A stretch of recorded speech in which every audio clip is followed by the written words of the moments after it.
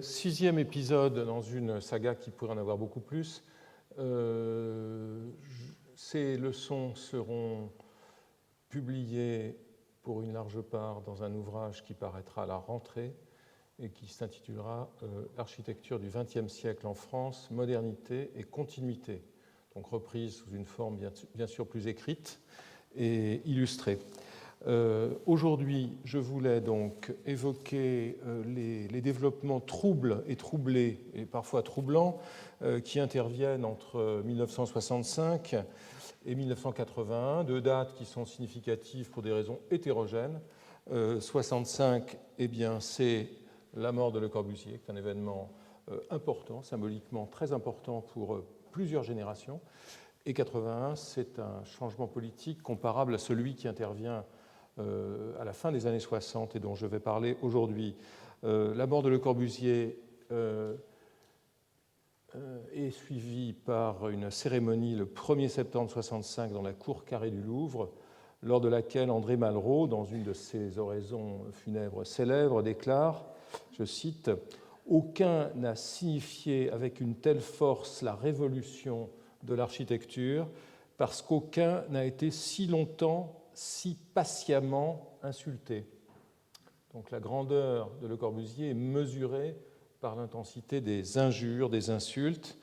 Et cette démonstration, en quelque sorte par l'absurde, marque, pourrait-on dire, la récupération par l'État d'un architecte qui n'aura pratiquement pas bénéficié de ses commandes au moment où certaines de ses idées falsifiées et dégradées, à tel point qu'elles discréditaient largement Le Corbusier aux yeux de ma génération, était en train d'imprégner la production de masse française. Une production qui est très intense et intéressante dans les années 50-60, peu historicisée, peu discutée, interprétée à l'époque. Une exception est le très beau livre de Maurice Besset, Nouvelle architecture française, qui est sans doute, que l'on trouve encore en occasion, et qui est un livre, à mon avis, très intéressant de la part de quelqu'un, Maurice Besset, qui était actif autour d'André Malraux, et qui d'ailleurs sera l'exécuteur testamentaire de Le Corbusier. Et une démonstration intéressante, une réflexion intéressante et qu'il est possible de faire, c'est de se demander pourquoi dans la collection de Brasiler publiée à New York, New Directions, où Gregotti publie un livre sur la nouvelle architecture italienne, il n'y a pas de livre sur la nouvelle architecture en France. Très intéressant. J'ai posé la question à Victoria Newhouse, qui était à l'époque la compagne de George Brasiler et qui lui a répondu qu'il n'avait pas trouvé l'auteur. Donc il y avait une architecture active, intense, et apparemment pas d'auteur. Dans cette période, dans ce cycle, ce qui s'impose à nouveau en toute netteté, de manière différente du cycle précédent, du cycle du lancement des grands ensembles, c'est l'intervention multiforme des appareils d'État dans la production architecturale que l'on ressent à la fois dans l'urbanisme, dans le logement, dans l'éducation et dans les politiques culturelles.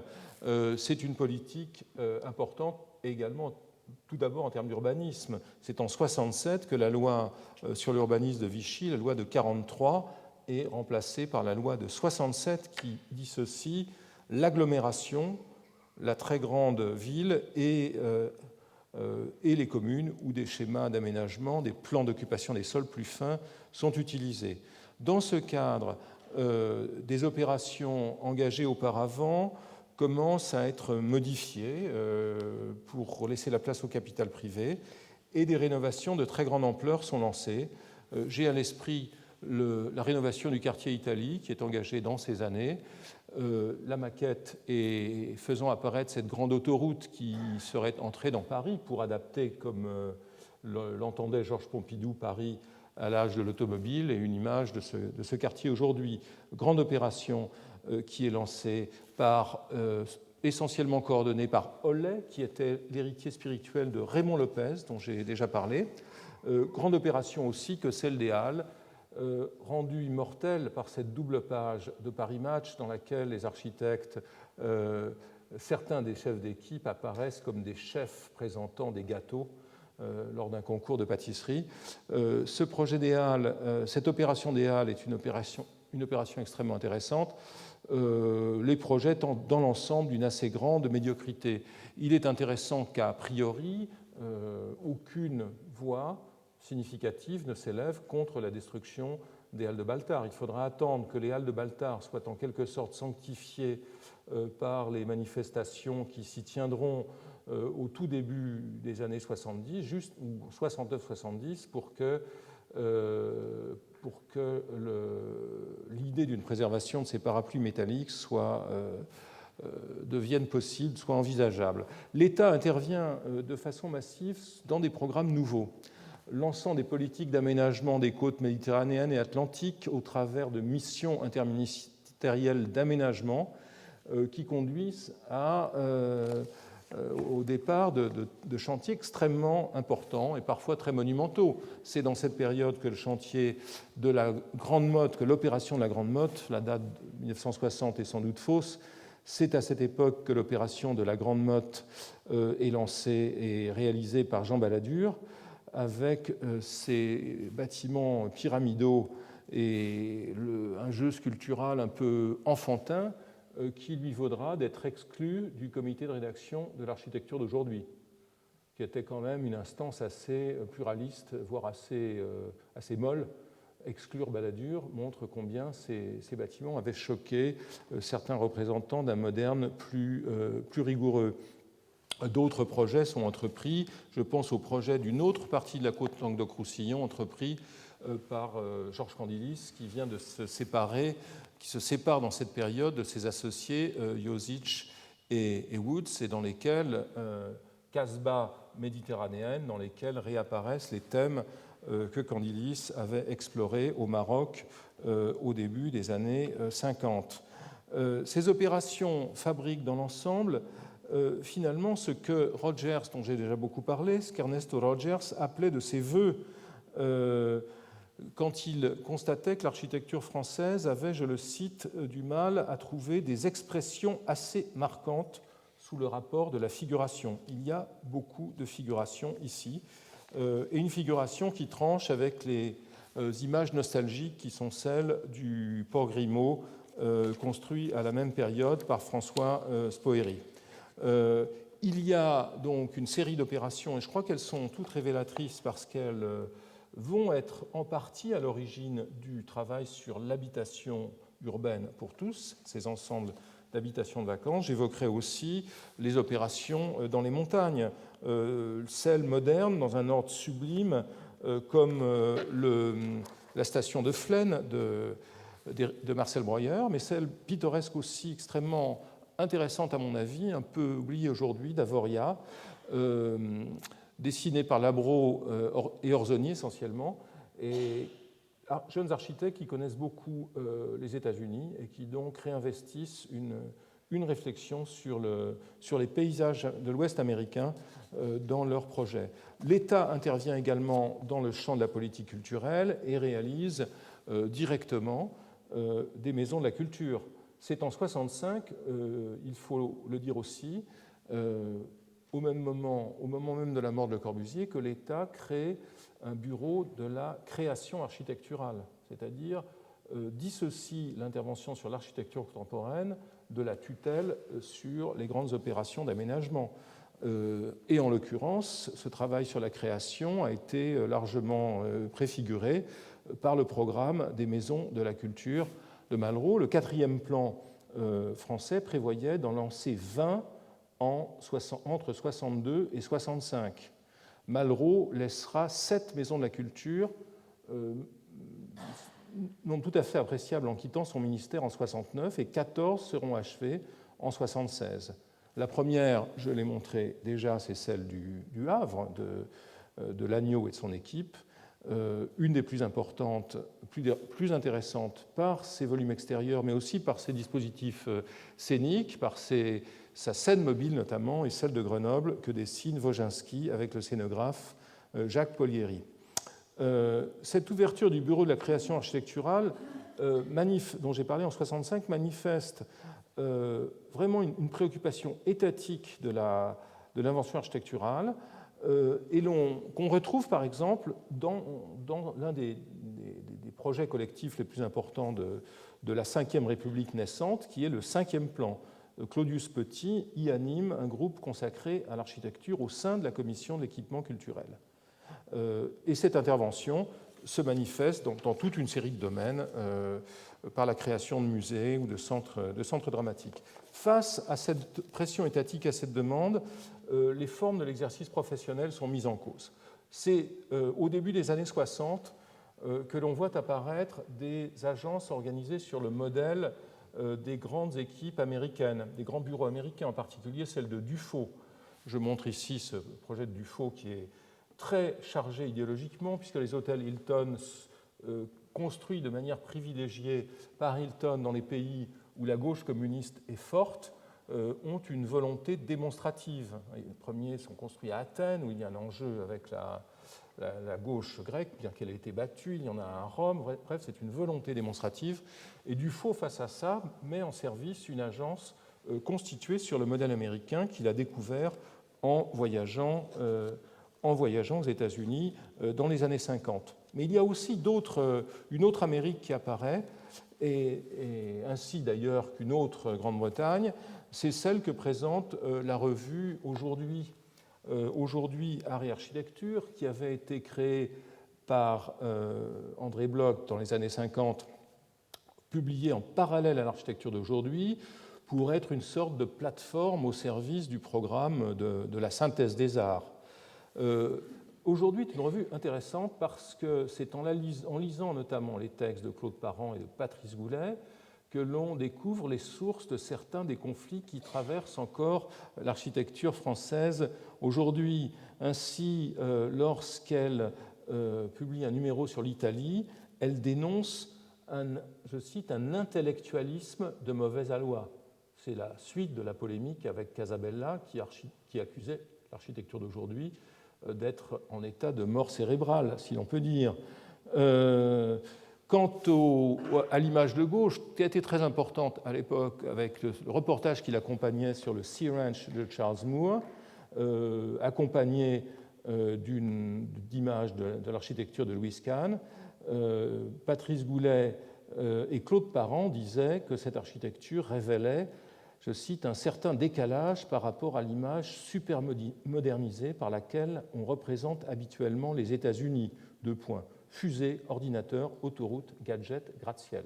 C'est vrai que c'est une autre Amérique, une sorte d'Amérique alternative, comme dirait Caroline Magnac, qui, dans son très beau travail sur cette autre Amérique et son absorption critique par la France, eh bien, ce sont ces images qui commencent à circuler, ainsi que celles du travail de Sterling, dont les œuvres, à en croire Goulet et Parent, je cite, « jettent le trouble dans les consciences ». Étrange propos. Après 2 décennies marquées par l'hégémonie du béton armé, le répertoire des matériaux et le répertoire des technologies disponibles semble aussi s'ouvrir, ainsi que celui des morphologies. C'est avant 1968 qu'apparaissent des projets comme le projet de Bardet, de Jacques Bardet, pas Gaston, à la Néra, qui est un projet d'habitation en nappe, qui sera réalisé extrêmement lentement, mais qui finira par l'être et qui a un rapport assez étroit avec le projet de diplôme de Moshe Safdie, construit sous la forme de l'Habitat 67 à Montréal. Il y a aussi, du côté de la construction métallique, quelques réalisations qui marquent une sorte d'apogée de cette stratégie. Lotz, après avoir essayé depuis une vingtaine d'années, arrive enfin à fabriquer des immeubles complètement industrialisés en métal, notamment à la Grande Mare, à côté de Rouen, et réalise également la Maison des sciences de l'homme à Paris, actuellement en cours de réhabilitation. Donc il y a une sorte d'élargissement du spectre des technologies, par exemple avec le début d'un discours sur l'industrialisation dite ouverte, c'est-à-dire sur des méthodes de construction qui permettent de créer des bâtiments différents avec des composants en nombre limité. Mais ce qui me semble important, c'est dans le champ de la pratique de l'architecture, aussi une sorte d'apogée du travail des équipes, des collectifs et des équipes, et la naissance des équipes pluridisciplinaires. Du côté des collectifs, c'est le moment où l'agence de Candilis, Josic et Woods, après avoir lancé le Mirail, se confronte à des projets à l'échelle européenne. Ce projet très intéressant pour le Römerberg à Francfort, projet de concours sans résultat, dans lequel on voit ce tissu de plans superposés et décalés, cette construction à patio envahir le centre encore détruit de Francfort. Projet non réalisé intéressant, projet du même ordre mais autonome, inscrit à l'intérieur d'un rectangle, c'est l'Université libre de Berlin, qui sera réalisé entre 1963 et 1973 avec une contribution très intéressante de Prouvé, dont je ne parlerai pas aujourd'hui, pour ce qui est des façades, du langage de façade. Intéressant ici est la continuité de ce tissu qui est élaboré en parallèle avec, par exemple, le projet d'hôpital de Venise de Le Corbusier. On pourrait rapprocher aussi ce bâtiment des premiers grands bâtiments de Van Eyck, en particulier de son orphelinat à Amsterdam. En haut à droite, une toute petite maquette assez amusante, qui est une maquette des circulations, en 3 dimensions des circulations, faite par Manfred Schildhelm, qui est le partenaire allemand de Candilis, Josic et Woods dans cette affaire. Dans une génération un peu plus jeune à l'époque, apparaissent des démarches nouvelles. Et j'évoquerai le travail de ces 2 équipes parallèles et qu'on a souvent rapprochées, que sont l'atelier de Montrouge et l'atelier d'urbanisme et d'architecture. À Montrouge, l'atelier de Montrouge est formé par Riboulet, Turnauer, qui sont de jeunes architectes qui ont été formés, qui ont été confrontés au travail de Michel Écochard au Maroc. Verret est issu de l'agence de Le Corbusier où il a travaillé, chez qui il a travaillé sur ses projets indiens. Et Renaudy, si je ne me trompe, vient de l'atelier Lotz. Donc ce sont de jeunes architectes qui sont les héritiers déjà d'une génération de modernes et qui connaissent leur classique, puisque cette très jolie bibliothèque de Clamart, dans le quartier de la Plaine de Clamart, dont l'urbaniste est Robert Roussel, et qui est un des quartiers les plus réussis construits dans cette période en France, est très proche des projets à matrice circulaire de Wright. J'évoque ici le projet de maison Jester, qui n'a pas été réalisé à l'époque et qui depuis a été réalisé à Scottsdale, Arizona, comme d'autres projets posthumes de Wright. Ce qui est intéressant ici avec ce projet, c'est cette enveloppe, en tout cas ces volumes wrightiens, et à l'intérieur une fluidité qui est moins wrightienne peut-être que proche de celle que met en œuvre Aldo Van Eyck dans son orphelinat, dans son école d'Amsterdam. Dans un autre projet réalisé, l'atelier de Montrouge travaille avec des stéréotypes corbusiens.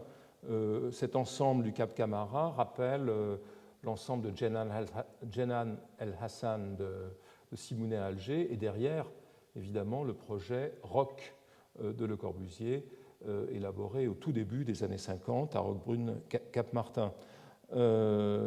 L'équipe s'intéresse en fait, je dirais, à des systèmes paysagers et urbains dans lesquels une sorte de combinatoire organique, combinatoire est un terme que l'équipe utilise à partir du langage des mathématiques, une combinatoire organique crée des continuités, crée des effets de groupe entre des bâtiments singuliers. Donc, avec, chez certains, et notamment chez Renaudy à l'époque, une affection pour les systèmes circulaires, chez les autres, plutôt, un certain culte de l'orthogonalité. L'autre équipe, sur laquelle je vais parler un peu plus longuement, d'autant que sa centralité me semble apparaître de plus en plus fortement dans ces années, par les thèmes, les programmes, les alliances qu'elle noue, c'est l'atelier d'urbanisme et d'architecture qui s'installe en 1967 à Bagnolet dans des bâtiments nouveaux que vous voyez ici, au rez-de-chaussée d'un ensemble de tours d'habitation, mais l'atelier d'urbanisme et d'architecture a été fondé en fait en 1960 par un urbaniste du nom de Jacques Allégret. Et cette équipe d'architectes, de paysagistes et d'ingénieurs est remarquable parce qu'elle tend pour la première fois, dans une équipe d'architectes de cette génération, à prendre des positions culturelles, à prendre des positions critiques. L'agence publie de 1962 à 1966 une revue intitulée Forum, dont le programme est fort simple: offrir un lieu qui permette à différents spécialistes de travailler côte à côte sur les mêmes dossiers, d'apprendre à se connaître et à se comprendre. Qu'est-ce que ça veut dire très simplement? Ça veut dire que jusque-là, par exemple, les sociologues, je pense à Paul Aurich ou Bardelo, étaient dans une position, je dirais, d'analyse a posteriori, voire d'autopsie des projets réalisés. La problématique de la UA est d'engager des spécialistes des sciences sociales au stade du projet, et c'est une idée totalement neuve en France, et de le faire au contact de maîtres d'ouvrage qui sont attachés à rompre avec les conditionnements généraux. L'engagement politique est une réalité dans toutes ces équipes. C'est le cas pour l'atelier de Montrouge. Pierre Riboulet sera un maoïste assez fervent jusqu'au début des années 70. Une partie des membres de la UA sont communistes et d'autres sont chrétiens de gauche ou membres de ce petit parti plein de dynamisme à l'époque qui s'appelle le Parti socialiste unifié, dont sont issus la plupart des membres du cabinet de Malraux et beaucoup de cas de l'appareil d'État, il ne faut pas l'oublier. Donc, de sa création en 60 à sa dissolution en 86, l'atelier d'urbanisme et d'architecture sera de plus en plus un atelier au sens physique du terme, un contenant, et moins un atelier de travail collectif. Encore que ses membres soient capables de travailler ensemble et parfois engagent même d'autres pratiques, ainsi par exemple une psychanalyse de groupe, qui est quand même, dans les annales de l'histoire de l'architecture du XXe siècle en France, quelque chose d'assez exceptionnel. Donc cette équipe mérite, à mon sens, une attention comparable à celle qu'a reçue, grâce au travail de Catherine Blin, l'atelier de Montrouge, auquel une exposition a été dédiée il y a quelques années. Opérant en binôme, ici chez Méthoff et de Roche, les membres de la UA s'engagent sur des trajectoires parallèles. Alors, on voit par exemple apparaître à Vigneux, un projet qui avait été présenté dans le colloque de ce lundi par Vanessa Grossman à Vigneux, une série de positions intéressantes. Certaines relèvent d'un rapport au théâtre de Brecht, qui est fondé sur l'idée de distanciation. Le spectateur du théâtre de Brecht ne doit pas se laisser bercer par l'illusion de l'intrigue et de la pièce, mais doit avoir clairement la conscience qu'il assiste à une production culturelle, à une interprétation. Donc, ça veut dire que l'échafaudage, je dirais, pour utiliser une métaphore du monde de la construction, l'échafaudage reste en partie présent et n'est pas démonté complètement. Ce que font chez Méthoff et de Roche à Vigneux, dans cet ensemble qui est toujours debout, quoique un peu abîmé par l'isolation à l'extérieur, c'est de montrer les briques creuses sur la tranche, c'est de montrer les assemblages des matériaux, c'est parfois de montrer des joints un peu baveux pour rappeler que ce bâtiment est fait de la main de l'homme. C'est aussi, quand on regarde certains éléments de ce bâtiment, notamment l'utilisation de toitures en pente, qui est assez rare dans l'architecture de cette génération de concepteurs, c'est aussi une architecture qu'on peut rapprocher, bien que les deux protagonistes en question n'y insistent pas trop aujourd'hui, du néoréalisme italien, et notamment du Tiburtino de Ludovico Quaroni, construit à la fin des années 40 à Rome. L'impact ici de ce que publiait Casabella Continuità, les rapports personnels entretenus avec certains Italiens par les membres de l'équipe sont tout à fait importants. Donc je crois qu'il faut savoir lire cet ensemble de sources dans le premier travail de la UA. qui est aussi un travail fort corbuséen. Ici, une autre opération réalisée peu après à Pantin. C'est un bâtiment sur pilotis, avec des pilotis minces, et avec des loggias et des façades en béton remplies de panneaux de briques. C'est une sorte de rencontre entre les typologies corbuséennes, réduites, plus modestes, et puis les textures de la banlieue parisienne. L'AUA, et c'est un de ses mérites, est au centre d'un rapprochement et d'une conversation, dirais-je, entre architectes, hommes de théâtre, cinéastes, artistes, acteurs culturels locaux, et c'est vrai en particulier en matière de théâtre, avec une série de projets très importants. Je n'en montre que les premiers. L'équipe de Perrotet et de Fabre continuera à réaliser des théâtres très importants. Le théâtre de l'Est parisien, d'abord le théâtre de la Ville, enfin le réaménagement du théâtre de Chaillot.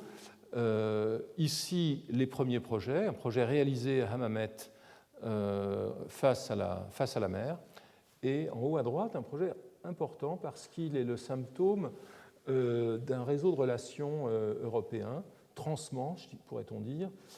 C'est un projet de transformation d'une rotonde à locomotive en théâtre pour Arnold Wesker, excellent dramaturge et auteur britannique, dont les pièces sont à l'époque jouées à Paris, par exemple par Ian Mnouchkine autour de 1968. Le travail de l'AUA s'étend aussi à d'autres programmes, et j'en évoquerai un ici qui est plutôt exceptionnel dans sa production, c'est l'architecture de la maison individuelle. Et vous voyez comment, à nouveau, ces thèmes de la brique apparente, du claustrat, de l'ossature de métal apparente sont utilisés dans cette habitation sur une pente de Clamart.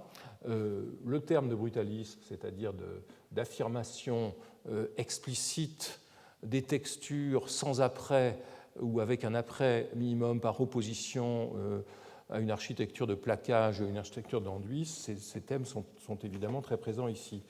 Les membres de l'AUA, faudrait-il dire plutôt, s'attachent aussi à des projets de plus grande ampleur.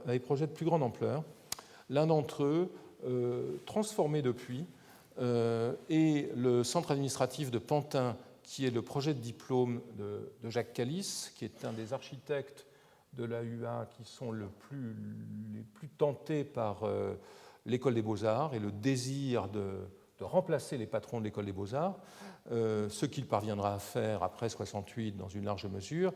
Le projet de Calice est un projet qui doit pas mal à l'architecture de Louise Kahn, découverte, comme je l'ai dit, diffusée en France notamment par aujourd'hui Art et Architecture, projet depuis transformé en Centre national de la danse.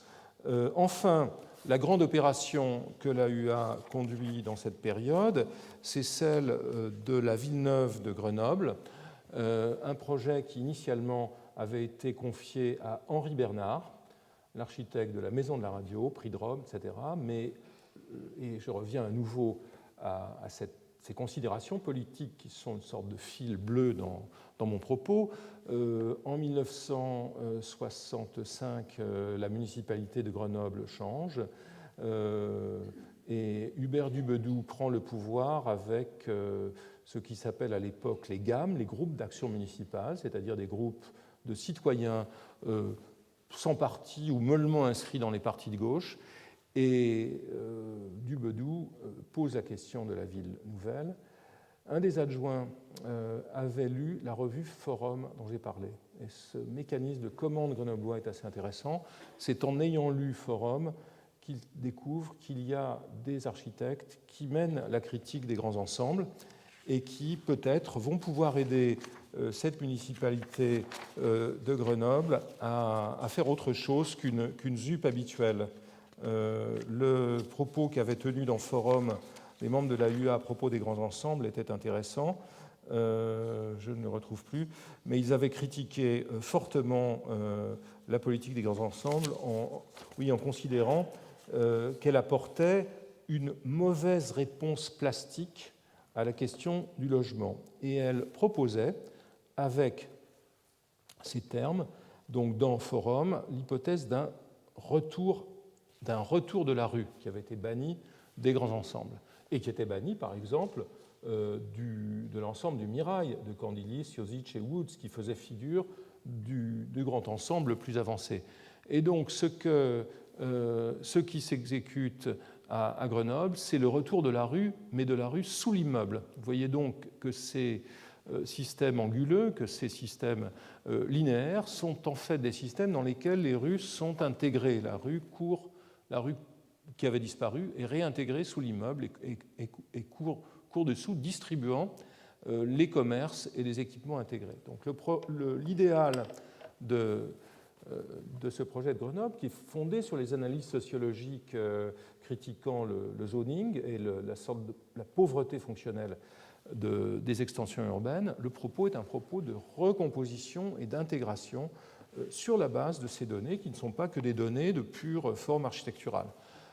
Voilà ce que ça donnera sur le terrain, une photographie assez ancienne qui nous montre l'élément principal du quartier de l'Arlequin et les équipements qui sont greffés dessus. À droite, malheureusement flou, les dessins extrêmement séduisants que réalise Henri Siriani, qui vient de rejoindre, jeune architecte péruvien, qui vient de rejoindre l'équipe de l'atelier d'urbanisme et d'architecture. Ce qui est important aussi, et j'en termine, dans ce projet, c'est la présence du paysage, c'est l'importance, c'est la présence autour des bâtiments qui donc crée une certaine densité linéaire, si je puis dire, de paysages très ouverts, pour lesquels l'AUA fait appel à Jacques Simon et surtout à Michel Corajou, qui va rejoindre l'équipe.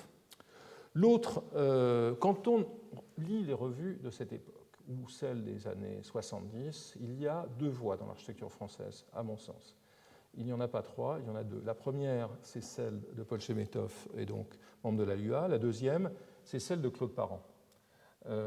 Et Claude Parent, qui avait une pratique, dont on a vu les projets de maison, les projets théoriques comme le Paris parallèle, et qui découvre d'autres horizons lorsqu'il rencontre l'urbaniste Paul Virilio, qu'ils créent ensemble une revue intitulée Architecture Principe et qu'ils engagent ce projet provocateur de la fonction oblique, récusant toute modification, tout amendement de la logique de la composition horizontale ou de la logique des grands ensembles pour proposer de grandes mégastructures habitables. Donc, voici quelques-uns des dessins de Parent sur ce thème extrêmement provocateur. Quand Parent passe à l'acte, eh bien, il n'a pas beaucoup d'occasion de réaliser des plans inclinés. L'un d'entre eux peut être à l'intérieur de l'église Sainte-Bernadette de Nevers, mais pour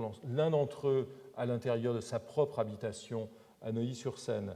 Le plan incliné reste, je dirais, presque un élément d'ameublement, mais pas du tout un élément d'aménagement.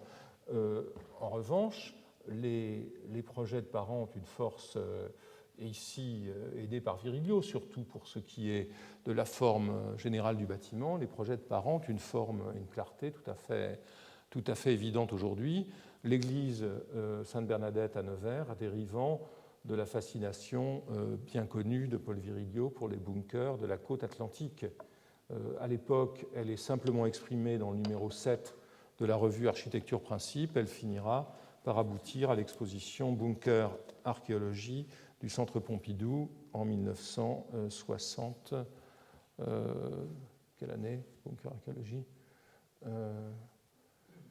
C'était au Centre de création industrielle, pardon, en 1973, avant Pompidou.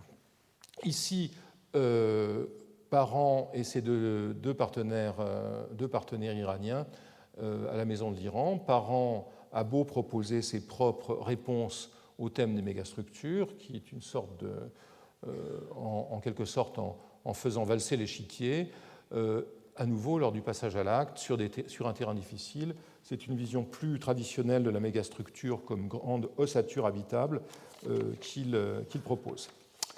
Dans ce cycle, de nouvelles hypothèses sont formulées par des architectes qui sont encore à l'école en 1968 et qui, peu avant les grands traumatismes du printemps 68, proposent des alternatives de divers ordres. Et de ce point de vue, l'équipe la plus intéressante ne constitue pas à proprement parler un groupe ou une tendance en tant que telle. Elle publie une revue, donc elle se concentre autour d'une revue intitulée Utopie, et elle organise, ou en tout cas une partie d'entre elles organise des événements comme cette exposition sur les structures gonflables du musée des arts décoratifs en 68, du musée des arts décoratifs, qui est une exposition tout à fait, non, du musée d'art moderne, pardon, excusez-moi, ma légende est fausse, du musée d'art moderne de la ville de Paris. Ce qui est significatif, c'est que ce soit donc dans un musée d'art animé par Pierre Gaudibert à l'époque, qui s'intéresse à cette architecture éphémère, qui se pratique largement dans le monde anglo-américain et qui débarque en France avec le travail de ces jeunes gens. Donc substituer à l'architecture dure dans laquelle cette génération ne se reconnaît pas, une architecture éphémère, festive, dans le même temps très technologique, inspirée à la fois de Buckminster Fuller et de Fry Otto. C'est un des volets du travail d'Utopie. Et l'autre volet, eh bien, c'est une critique radicale et mordante à la fois de la politique officielle, ici à gauche, dans les pages de la revue Utopie, un photomontage qui reprend les caricatures de Moisan que Moisan avait publiées dans le Canard enchaîné contre les projets des Halles, et à droite, une critique à la fois des métabolistes japonais et d'Archigram pour proposer l'hypothèse d'une refondation politique et sociale de la ville. La revue Utopie examine la pratique de l'urbanisme français à partir d'une critique de classe, pourrait-on dire, et à partir des analyses du sociologue Henri Lefebvre, qui publie, ne l'oublions pas, en 1967, Le droit à la ville, livre dans lequel il affirme, je cite, « La réforme urbaine a une portée révolutionnaire » et il plaide pour le droit à la vie urbaine, à la centralité rénovée, au lieu de rencontre et d'échange, au rythme de la vie et emploi du temps permettant l'usage plein et entier de ces moments et lieux. Donc, ici, de la même manière que l'école des beaux-arts commence à se réformer avant 68, c'est avant 68 qu'apparaissent aussi des perspectives projectuelles et artistiques différentes. En effet, l'école des beaux-arts était déjà en crise dans les années 50. Le Monde avait pu titrer en première page, rare que l'on parle de l'enseignement de l'architecture en première page du Monde, en 59, sur le malaise régnant qu'est Malaquais. Il y avait un malaise, le malaise résultant du contraste entre la perception qu'avaient les élèves de la profession, perception qu'ils déduisaient notamment de leur expérience dans les agences où ils travaillaient, et les exercices qui leur étaient proposés, notamment pour le prix de Rome. Il y avait, ceci dit, des ferments de renouveau, et j'évoquerai rapidement cela, dans le travail de certains jeunes enseignants, dans les revues publiées par l'école, la revue Melpomène qui menait l'enquête dans les années 60 sur l'enseignement de l'architecture en Europe et qui est allée s'entretenir avec des protagonistes de la scène italienne comme Bruno Zevi ou Manfredo Tafuri déjà. Et puis il y avait par ailleurs des tentatives de renouvellement pédagogique, notamment au sein de l'atelier collégial qui avait été créé par des élèves essentiellement de l'atelier Aretsch avec Bernard Huette et qui avait, je dirais, brisé un tabou séculaire à l'école des beaux-arts où l'on ne faisait pas de maquettes en introduisant dans son enseignement des techniques didactiques issues de ce que faisait Louis Kahn à Philadelphie. Kahn, à qui beaucoup autour de Huette lui-même et beaucoup de ses amis avaient rendu d'assez longues visites. Donc, dans cette période, la production intellectuelle sur l'architecture est relativement pauvre. Les traductions des ouvrages anglais américains ou autres sont extrêmement rares. Font exception, par exemple, la traduction du livre de Bruno Zevi, Apprendre à voir l'architecture, ou en 1968, celle du premier livre de Gideon, Espace-temps et architecture. Au sein du mouvement qui agite la société française en mai et juin 1968, l'École des Beaux-Arts est un foyer incontestablement intense, à la fois et de plusieurs manières, évidemment à cause de la production de l'atelier de l'affiche que vous voyez à gauche, mais aussi parce que l'École des Beaux-Arts devient un peu le lieu de cette purification, de cette catharsis, de cette purification de toutes les passions accumulées. C'est le lieu où les jeunes professionnels et certains moins jeunes rencontrent les étudiants, lorsqu'une grève s'étend aussi aux agences d'architecture, et parfois de manière cocasse, comme lorsque les patrons de l'AUA ordonnent, ou en tout cas demandent instamment à leurs salariés de se mettre en grève pour être dans le mouvement, ce qui est malgré tout assez amusant. Les assemblées autocritiques et revendicatives abordent les enjeux pédagogiques, mais aussi discutent d'une nouvelle pratique possible de l'architecture, passant par la municipalisation du sol, par la création d'ateliers publics, par la réflexion sur un nouveau rapport avec les usagers. Et on peut dire que ce qui émerge dans cette phase, c'est ce que j'appellerais, ou j'ai appelé ailleurs, un certain populisme qui est nourri, qui prend des visages multiples, qui est nourri par beaucoup de sources. Alors une des sources de ce populisme, c'est la présentation à Paris en 1969 de l'exposition de Bernard Rudowski, Architecture sans architecte, qui a un impact considérable. C'est l'information qui circule sur les pratiques alternatives américaines, et on trouve aussi cette veine populiste dans le travail de quelqu'un qui est par ailleurs quand même un passionné de la technique, comme Yona Friedman, qui imagine que les techniques vont permettre aux habitants de concevoir eux-mêmes, avec des claviers spéciaux, leur logis, comme dirait Le Corbusier. Donc il y a une agitation très forte autour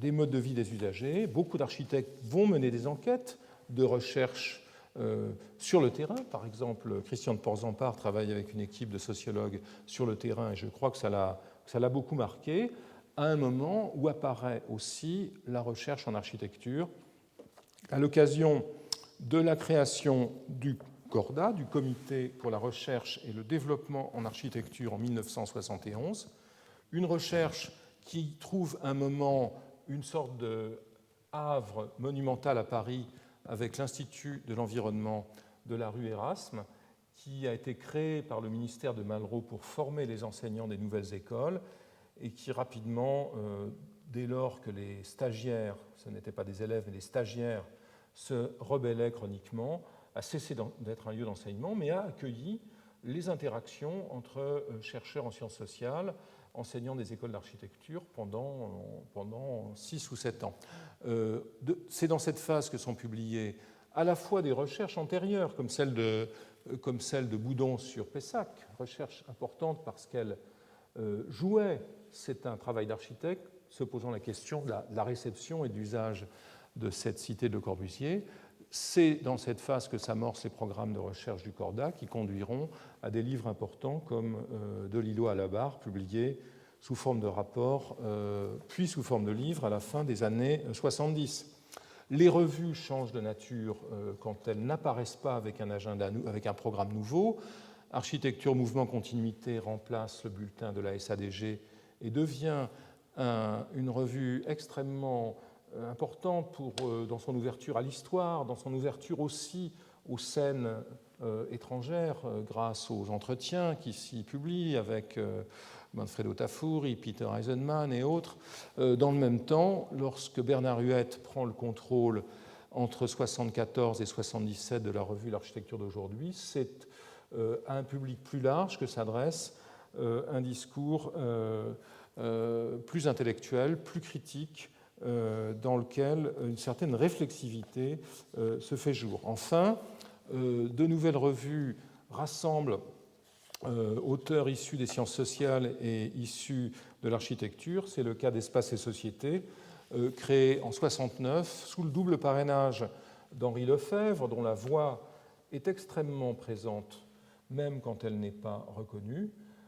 Lefebvre, à l'époque, a quitté le Parti communiste, il y reviendra plus tard, mais dans les analyses de tous ceux qui se réclament d'un parti qui est encore une force importante intellectuellement et politiquement en France, partout le propos de Lefebvre est présent implicitement. La deuxième figure derrière Espace et Société, c'est Anatole Kopp, qui a publié en 1967 un livre sur l'architecture de l'avant-garde russe, qui a joué un rôle important pour beaucoup de gens, pas simplement les historiens ou les passionnés des rapports entre art et politique. On trouve ce livre, par exemple, dans une vitrine à l'entrée de l'exposition Tchoumi, à Beaubourg, parmi les livres fétiches dans lesquels Tchoumi s'est formé, s'est reconnu. Et c'est parce que Kopp a aussi réactivé à la fois un discours social et politique et un discours esthétique qui est celui que Tchoumi a capté. Donc, Espace et Société, revue tout à fait importante, en tout cas dans ses premières années, très diverses et confuses parfois, mais significatives. Enfin, les scènes extérieures jouent un rôle nouveau. On a vu quelle était la distance entre l'Italie et la France dans les années 50 au travers des controverses entre Casabella et l'architecture d'aujourd'hui. La popularité en France d'Aldo Rossi, invité à construire à plusieurs reprises tout petit peu plus tard, celle de Tafuri, dont les ouvrages déjà obscurs en italien sont traduits de manière parfaitement illisible en français, reflète quoi? Au fond, un désir des architectes déjà enseignants autour de 68, comme Bernard Huet et de leurs élèves, de s'identifier, on en a parlé lundi, non plus à l'artiste, non plus à l'ingénieur, mais à l'intellectuel. La largeur du fossé entre architectes et intellectuels en France était mesurable lors de la polémique entre Casabella et l'architecture d'aujourd'hui. On mesure ici la force de ce nouveau désir dans cette phase. C'est alors dans les villes nouvelles que se déplace l'innovation et l'invention. Ces villes nouvelles créées dans la région parisienne à la suite du schéma d'aménagement et d'urbanisme de la région parisienne, du schéma directeur de 1965, qui programmait, comme vous le savez, la création de villes nouvelles sur deux axes tangentiels à la vallée de la Seine. C'est au travers de concours à relativement grand spectacle et de réflexions assez ouvertes que s'élaborent ces villes nouvelles. Ici, deux des terrains où les idées les plus avancées, aussi parfois les plus inquiétantes, sont formulées. Le Vaudreuil, dans la vallée de la Seine, où l'atelier de Montrouge travaille. C'est d'ailleurs à ce propos que l'on voit Renaudie rompre avec ses camarades. Voici le projet de germe de ville du Vaudreuil. Rappelez-vous de la maquette des circulations de l'Université libre de Berlin. C'était une maquette de circulation. Et ici, cette maquette, c'est une maquette du même ordre, mais qui est la maquette des bâtiments eux-mêmes. Malgré tout, une très grande raideur, même si le plan est complexe par ailleurs, dans cette idée d'une ville qui serait faite d'un entrelac de trames. C'est le projet des membres principaux de l'atelier Montrouge, enfin de Riboulet, Turnemer et Verret. Renaudie, un projet très différent, beaucoup plus paysager, pourrait-on dire, dans lequel on trouve des traces wrightiennes, les traces du projet de Wright pour Madison, Wisconsin, qui a été en partie réalisé récemment. Autre projet qui aura un impact plus grand, puisqu'il sera exposé au Grand Palais après le concours pour le quartier d'Évrien, c'est le projet de l'atelier d'urbanisme et d'architecture, qui s'associe à Ricardo Bofill pour proposer une gigantesque structure habitable dans laquelle on aurait circulé avec un petit transport en site propre et qui aurait donc concentré toute la matière urbaine dans une grande entité, l'idée est proche de celle de Grenoble, laissant les espaces autour transformés en parcs ou en jardins. Donc l'idée d'un refus de l'extension sur le terrain de la ville nouvelle et l'idée que la densité et le mélange des fonctions sont positifs. En réalité, c'est ce projet d'Andro Parra qui sera lauréat et qui est un projet emblématique de ce que l'on pourra appeler l'architecture proliférante.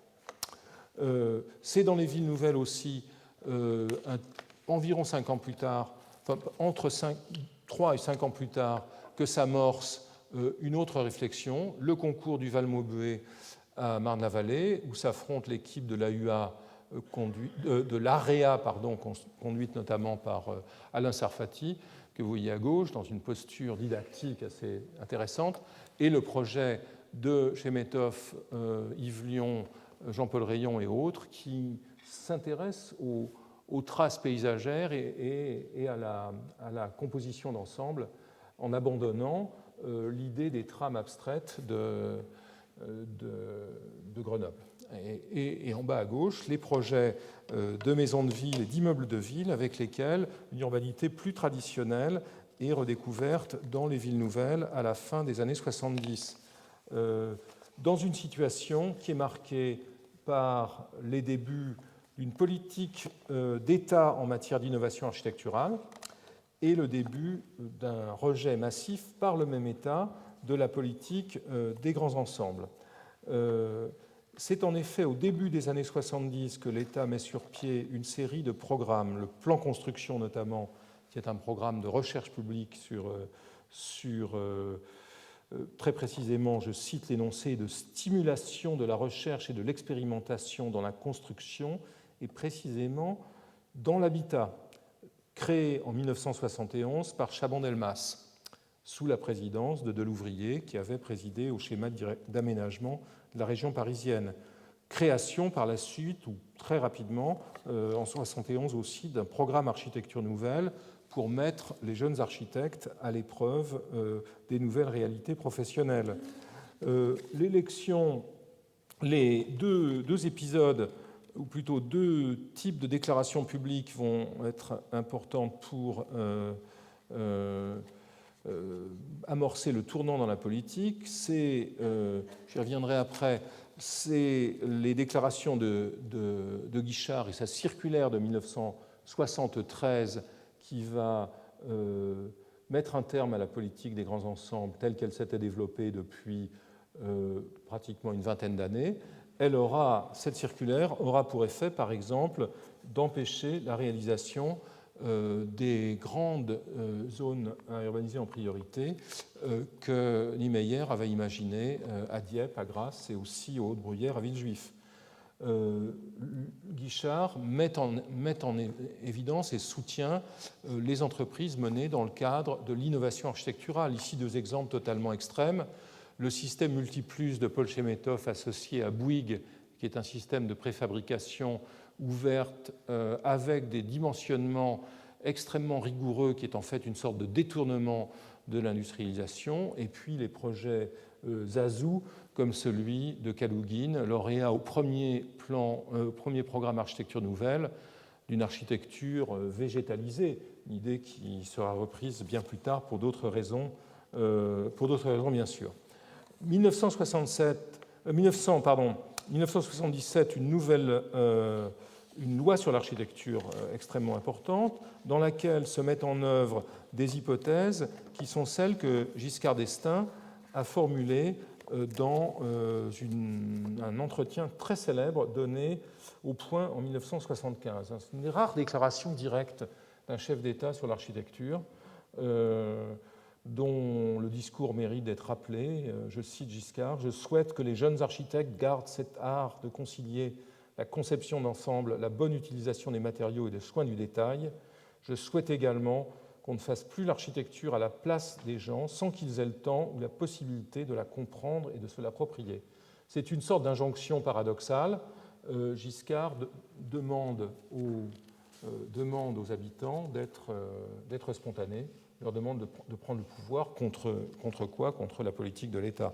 Alors, cette politique, elle va se traduire de différentes manières. Pendant que les actions dans les banlieues où agissent les équipes pluridisciplinaires dont j'ai déjà parlé commencent à changer. Ici, Renaudie, dont on a vu les géométries circulaires au Vaudreuil, engage toute une série d'opérations à Ivry, sous les tours de la première partie de l'opération coordonnée par René Gailloustet.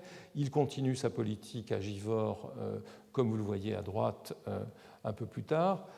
C'est un type d'invention architecturale qui bouleverse les catégories antérieures et qui tente d'instituer une sorte de continuité entre le bâtiment et la ville. Dans la génération qui suit, celle des 68 arts, ces projets proliférants ne suscitent autant de dégoût que, en dépit de l'estime que certains d'entre eux peuvent avoir pour des gens engagés comme Renaudie, ces projets suscitent autant de dégoût que les grands ensembles, et c'est par exemple dans le cas de Porzampar vers une architecture plus poétique, réhabilitant des formes urbaines comme celle de la place ou du square qui est préconisée.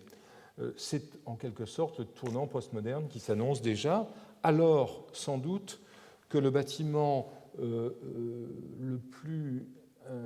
transcrivant le plus radicalement les idéaux initiaux du mouvement moderne est construit à Paris. Je pense au Centre Pompidou, mis au concours en 1971, et qu'il est extrêmement tentant de rapprocher, notamment dans sa première version, dans la version du concours, qui était à mon avis meilleure que celle qui a été réalisée. Il est tentant de rapprocher ces circulations sur la surface du manifeste du futuriste de Saint-Éliat, qui rêvait en 1914, je vous le rappelle, de maisons futuristes à l'image d'une gigantesque machine. Saint-Éliat annonçait la disparition des escaliers devenus inutiles, écrivait-il, pour peu que les ascenseurs grimpent comme des serpents de fer et de verre le long des façades. Donc, si vous voulez, dans ce cycle, ce qui est extrêmement intéressant, c'est le double dépassement de ce moderne français étatisé, critiqué et transformé dans le travail des ateliers pluridisciplinaires. Double dépassement, d'une part, par un retour aux sources futuristes et par un glissement vers des stratégies plus de resymbolisation, comme dans le cas de Porzampar. Une source importante aussi pour le Centre Pompidou, je l'évoque parce qu'on l'oublie en général, on l'assimile au Fun Palace de Cedric Price, c'est la Maison de la Culture de Stockholm. Bâtiment multidisciplinaire, multi-usage, implanté sur une place décavée, une place creusée dans le sol, qui communique avec le métro et dans lequel, évidemment, il n'y a pas d'escalier à la Saint-Éliat, mais cette idée du grand bâtiment frontal dans lequel les fonctions sont combinées était en train de se réaliser à Stockholm lorsque Piano et Rogers font leur projet.